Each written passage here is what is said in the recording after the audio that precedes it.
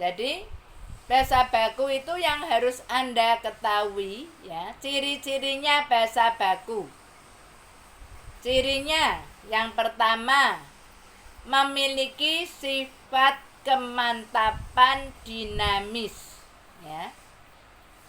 Memiliki sifat kemantapan dinamis. Itu maksudnya ya, maksudnya bahwa sebuah kalimat ya, bahwa sebuah kalimat menulis ya untuk karya ilmiah ya harus mengacu pada kaidah bahasa Indonesia ya, harus mengacu pada kaidah bahasa Indonesia. Paham ya Mas, Mbak? Bu Endang mengatakan demikian, Anda paham nggak? Paham ya, alhamdulillah ya. Ya, mudah-mudahan Anda serius ya. Ya, sip. Anda serius, konsentrasi. Ya, sip. Ya, jadi ciri bahasa baku itu yang pertama, memiliki sifat kemantapan dinamis ya. Artinya sebuah aturan atau kaidah yang tidak mudah berubah ya, yang tidak mudah berubah ya, karena memang kaidah bahasa Indonesia itu ya seperti itu. Jadi Anda harus mengacu kalau menulis ya, harus Anda, itulah dasarnya saat Anda menulis kalimat. Nah, sekarang Anda bisa tahu lebih dahulu ya, yang dikatakan kok kita harus memahami kaidah bahasa Indonesia. Kaidah bahasa Indonesia ya. Yang pertama ya, karena itu urean yang pertama ini luas ya, karena nanti Anda akan bisa memahami. Kaidah bahasa Indonesia yang pertama, mengikuti susunan diterangkan menerangkan. Ya, mengikuti susunan diterangkan menerangkan. Ya, paham ya? Diterangkan menerangkan. Jadi Anda kalau mengucapkan bahasa Indonesia harus yang betul ya. Contohnya yang betul Anda harus mengucapkan Hotel Bali. Hotel diterangkan, Bali menerangkan. Paham ya? Paham? Ya. Hotel Bali ya. Sip ya. Hotel Bali, bukan Bali Hotel ya, Hotel Bali. Kemudian mengucapkan Salon Anissa ya, yang betul Salon Anissa. Jadi kalau Anda membaca ada Anissa Salon, itu bukan susunan bahasa Indonesia ya, itu susunan bahasa Inggris ya, itu susunan bahasa Inggris. Salon Anissa. Nah, Bali Hotel itu susunan bahasa Inggris. Nah, kemudian contohnya masih banyak. Ada pengecualian. Maksudnya pengecualian di sini bahwa susunan kata itu bukan diterangkan menerangkan, tetapi menerangkan diterangkan. Jadi namanya pengecualian. Sesuatu itu semuanya itu pasti ada pengecualian. Nah, Pengecualian itu ada yang berupa kata depan, ada yang berupa kata bilangan, ada yang berupa kata keterangan. Nah, sekarang yang berupa kata depan. Pengecualian yang berupa kata depan. Contoh kalimat. Karena Bunda nggak bisa nulis ya. Contoh kalimat. Ayah pergi ke kantor. Ayah pergi ke kantor. Nah, ke kantor inilah yang sebagai pengecualian. Karena ke di sini berfungsi sebagai menerangkan, kantor diterangkan. Nah, ini namanya pengecualian. Coba kalau tidak ada pengecualian, berarti kalimat itu akan tersusun ayah pergi kantor ke, ya kan? Tidak mungkin. Nah, itulah maka dikatakan pengecualian. Nanti ini didengarkan betul, nanti Bu Endang tanya pada Anda, ya. Kalau tanya bisa jawab, Anda akan memperoleh nilai keaktifan, ya. Maka ini didengarkan. Kemudian ya, contoh ya, itu tadi pengecualian yang berupa kata depan. Kemudian yang kedua, pengecualian yang berupa kata bilangan. Ya. Pengecualian yang berupa kata bilangan. Contoh kalimat. Ibu membeli 2 ekor ayam. Ibu membeli 2 ekor ayam. 2 ekor ayam. Ini sama. Ya, susunannya menerangkan, diterangkan. Jadi 2 itu menerangkan, ekor ayam diterangkan. Paham ya? Nah, paham ya? Coba paham, alhamdulillah. Alhamdulillah, berarti Anda ini pintar semua ya. Ditanya paham semua. Jadi nanti kalau ditanya Bu Endang harus bisa jawab seperti Bu Endang menjelaskan ya. Coba kalau tidak ada pengecualian, kalimat itu pasti akan tersusun. Ibu membeli ekor ayam 2. Ya, tidak logis, masa ekor ayam dibeli. Nah, ini Anda harus tahu alasannya mengapa kok ada pengecualian. Meskipun mengikuti susunan diterangkan, menerangkan, tapi malah salah ya. Tapi malah salah karena yang betul ibu membeli 2 ekor ayam. Nah, paham ya? Itu contohnya masih banyak lagi. Kemudian pengecualian yang berupa kata keterangan.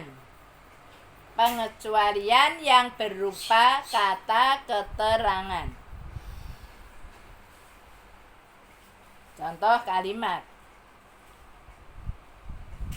Saya pasti datang. Nah, saya pasti datang. Itu pengecualian. Pasti menerangkan, datang diterangkan. Itu saya pasti datang. Kalau Anda karena muslim berarti mengucapkan biasanya saya pasti datang insya Allah ya. Coba kalau tidak ada pengecualian, kalimat itu akan tersusun saya datang pasti. Tidak mungkin, ya. Tidak akan. Tidak ada orang yang menyusun kalimat, mengucapkan kalimat seperti itu. Jadi yang betul, ya, saya pasti datang. Itu pengecualian yang berupa kata keterangan, ya, yang berupa keterangan. Paham ya? Ya, paham. Sip. Ya, berarti ini kalau kuliah offline seperti ini, wah Bu Endang senang banget. Karena pintar semua, ya, dijelaskan pasti paham. Tadi yang kedua, ya, tadi kaidah yang pertama tadi mengikuti susunan diterangkan menerangkan dengan pengecualiannya, ya. Nah, yang kedua, kaidah yang kedua, bahasa Indonesia tidak mengenal perubahan bentuk kata benda sebagai akibat penjamaan. Nah, saya ulang. Bahasa Indonesia tidak mengenal perubahan bentuk kata benda sebagai akibat penjamaan. Nah, sebagai akibat penjamaan. Contoh kalimat. Ya. Contoh kalimat yang betul. Yang betul, ya. Beberapa mahasiswa yang mengikuti kuliah bahasa Indonesia ada 40 orang. Jadi beberapa mahasiswa. Kalau Anda menulis beberapa mahasiswa salah, ya. Anda kalau menulis beberapa mahasiswa salah. Yang betul beberapa mahasiswa.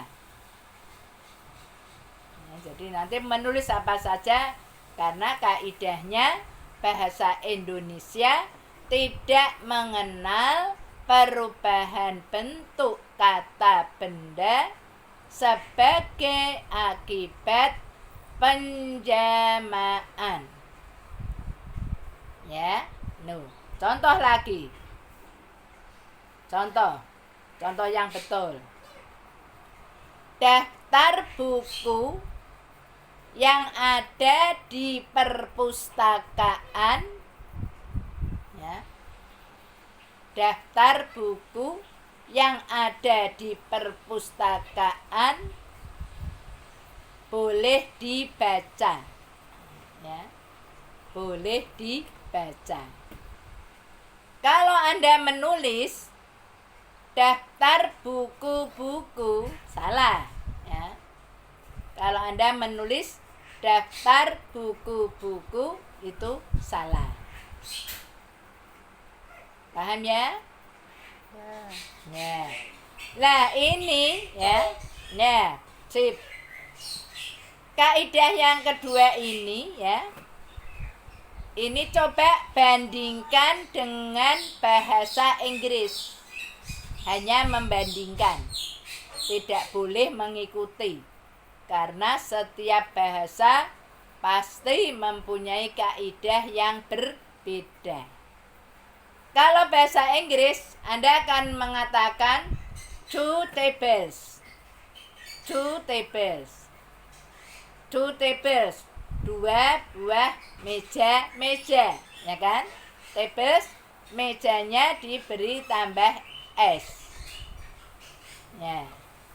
Jadi kalau bahasa Inggris, kalau kata pertama sudah menunjukkan jamak, malah kata berikutnya ditambah S. atau ES. Itu bahasa Inggris. Nanti Anda akan bisa membandingkan, ya. Karena Anda nanti memperoleh bahasa Indonesia, bahasa Inggris, bahasa Arab, ya. Nah. Paham ya?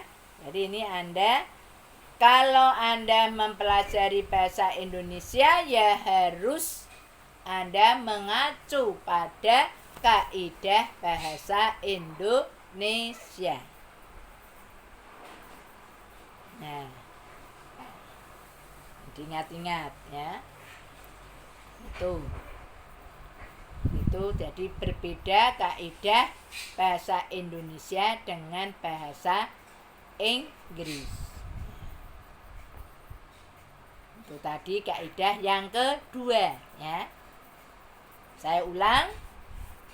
Bahasa Indonesia tidak mengenal perubahan bentuk kata benda sebagai akibat penjamaan. Yang ketiga, nah, kaidah yang ketiga, bahasa Indonesia sifatnya demokratis, ya. Bahasa Indonesia sifatnya demokratis. Artinya tidak mengenal tingkatan dalam pemakaian. Tidak mengenal tingkatan dalam pemakaian.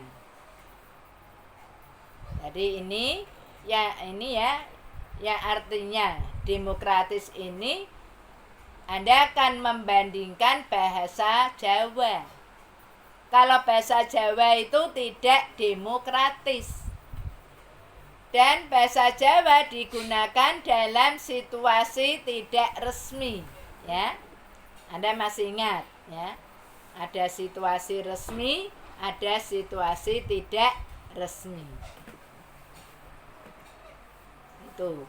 Jadi kalau Anda di rumah, ya, menggunakan bahasa Jawa dengan ayah ibu, ya kan? Bahasa Jawanya itu mengenal tingkatan. Ada kromo inggil, ada kromo madya, ada ngoko. Dan itu digunakan dalam situasi tidak resmi. Tidak resmi. Jadi kalau Anda di rumah pasti akan mengatakan Bapak nembe sare, ya kan? Bapak nembe sare. Karena kita berkomunikasi dengan orang tua menggunakan bahasa kromo inggil. Nah, maksudnya bahasa Indonesia itu sifatnya demokratis. Kalau Anda berada dalam situasi resmi, Anda ya harus menggunakan bahasa Indonesia. Tidak boleh dicampur dengan bahasa kromo inggil. Tidak boleh dicampur dengan bahasa Jawa. Ya, contohnya pada umumnya pembawa acara mengatakan Bapak Dekan tidak dapat rawuh karena sedang pergi. Salah, ya. Tidak boleh, karena itu situasi resmi. Jadi Anda harus menggunakan bahasa Indonesia. Tidak boleh dicampur dengan bahasa Jawa. Tidak boleh. Karena kalau Anda misalnya berkomunikasi dengan dosen bertemu di luar kelas misalnya, ya. Luar kelas kan tidak resmi. Anda boleh misalnya, Bu, saya nanti akan sowan misalnya. Boleh karena situasi tidak resmi. Tapi kalau di kelas karena situasi resmi, Anda harus menggunakan bahasa Indonesia yang baik dan benar. Bahasa yang baik dan benar identik dengan bahasa baku, ya. Jadi kedua ini selalu, ya. Jadi artinya bahasa baku, ya. Anda kalau tidak paham tanya. Menulis kok ragu-ragu. Contohnya, Anda akan menulis kata, misalnya kata sistem. Sistem itu yang baku, ya, menggunakan E, ya, vokal E bukan I, ya, sistem. Jadi sistem itu bahasa baku. Yang baku analisis bukan analisa. Yang baku analisis, ingat-ingat, bukan analisa. Yang baku hipotesis, bukan hipotesa. Nah, ya. Jadi Anda nulis ini harus yang betul. Nah, itu tadi, ya, kaidah bahasa Indonesia. Jadi kalau Anda menulis karya ilmiah harus memperhatikan kaidah bahasa Indonesia. Kemudian tadi kembali ke ciri-ciri bahasa baku, ya. Jadi supaya tidak, ya, jadi supaya runtut kita menjelaskan satu per satu.